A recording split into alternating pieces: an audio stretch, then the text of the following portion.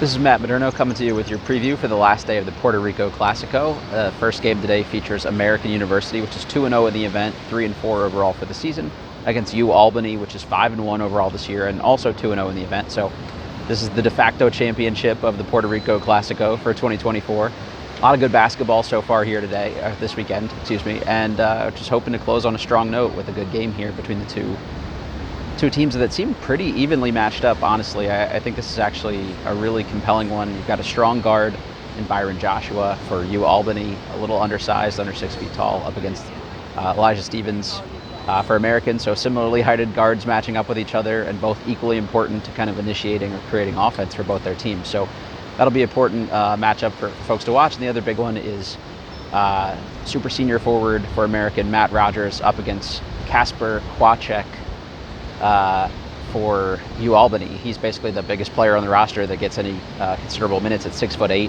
so a little undersized, more of a stretch big, so he's going to take Rogers out on the perimeter more, but Rogers can also move his feet and stay kind of in front of him out there too. So I think it's actually a pretty good matchup.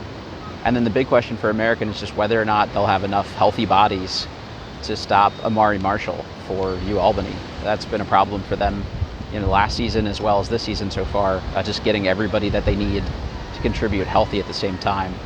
I saw Jeff Sprouse is in a boot, so he won't be playing here today. Colin Smalls sat out the last game, sounded more preventative than anything, so hopefully he's able to go.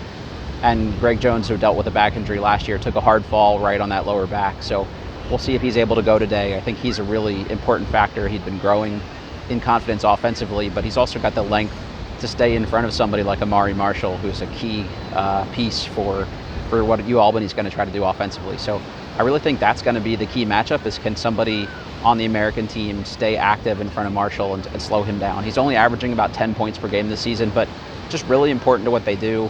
A bigger physical guard, was a better scorer for them last season, and I expect him to pick that up here. Also, Byron Joshua coming off kind of a rough game against Kansas City yesterday, so I think they're going to look to establish both of those guards early. So I think that's really the swing factor for American. Can they kind of take advantage of their size in the post? And likewise, they're a little smaller in the perimeter, so can they slow down a bigger guard like Amari Marshall? So it's going to be fun to watch, and we'll have some updates for you after the game. Thanks for tuning in.